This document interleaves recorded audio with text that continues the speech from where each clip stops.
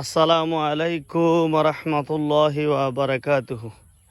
প্রিয় দর্শক শ্রোতাবৃন্দ, আমরা রয়েছি এখন আমাদের প্রিয় উত্তরসম গ্রামের পশ্চিম দিকে, পশ্চিমের ধানের মাঠ।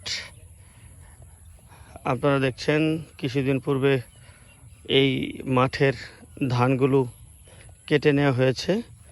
কেটে নেওয়ার পরে এখানে অনেকে অনেক ফসল করছে ওই ধানের জমিতেই। এই যে এখানে একজন পাট করেছেন, পাট শাক, এখানে করেছেন একজন কচু শাক, এখানে অনেকেই এই যে দেখতে পাচ্ছেন আপনারা, আমাদের গ্রামের ভাষায় এটাকে বলা হয় ধইঞ্চা। এই ধইঞ্চা ক্ষেত করেছেন ক্ষেতের মধ্যে। এই ধইঞ্চা ক্ষেতের ব্যাপক উপকারিতা রয়েছে। এই ধইঞ্চা ক্ষেতের যে পাতা আছে সেই পাতাগুলো জমিনে পড়ার পরে সেগুলো পচে জৈব সার তৈরি হয়, খুবই উন্নত মানের জৈব সার। তারপরে এই ধইঞ্চা ক্ষেতের ধইঞ্চার যে গাছগুলো হয় সেই গাছগুলোর গোড়ার যে শিকড়, সেই শিকড়ে দানা দানা দানা দানা থাকে, যেগুলো আপনার ইউরিয়া এবং টিএসপি এই ধরনের যে সার প্রয়োগ করা হয় জমিনে ফসল হওয়ার ক্ষেত্রে, সেই সার হিসেবে কাজ করে। খুবই উপকারী এই ধইঞ্চা। আমরা সবান্ধবে ঘুরতে এসেছি। প্রচণ্ড গরম আজকে, সূর্য ডুবি ডুবি অবস্থা, লাল হয়ে গেছে, একটু পরেই সূর্য ডুববে।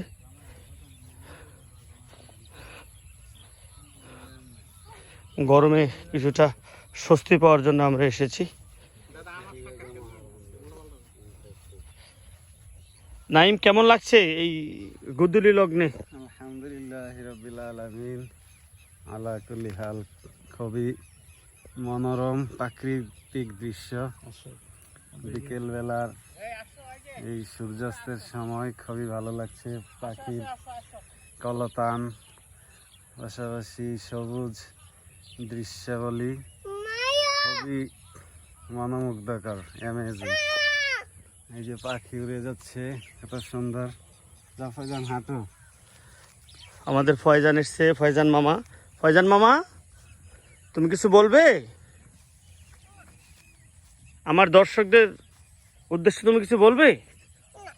হ্যাঁ, বলো লাইক করতে, বলো লাইক করতে, সাবস্ক্রাইব করতে এবং কমেন্টস করতে। বলো। হ্যাঁ, শরম করে? ধন্যবাদ দর্শক শ্রোতাবৃন্দ। আমরা আপনাদেরকে আমাদের উত্তর সংগ্রামের পশ্চিমের মাঠগুলো দেখালাম। পরবর্তীতে আবার দেখা হবে অন্য কোনো ভিডিওতে। ততক্ষণ পর্যন্ত ভালো থাকবেন, সুস্থ থাকবেন। আবার আসসালামু আলাইকুম রহমতুল্লাহি ওয়া বারাকাতুহু।